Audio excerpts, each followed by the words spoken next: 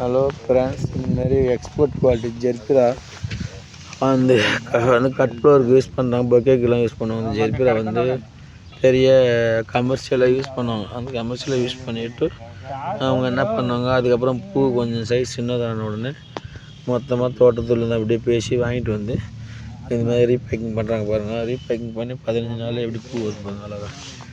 இந்தமாரி இது வந்து இங்கேக்கு வந்து அவுட்டூரில் வருது, சென்னைக்கு வந்து செமி சைடில் வரும். இது பாருங்கள், அது வந்து மாற்றி 15 நாள், இது ஒரு மாதம் தான்.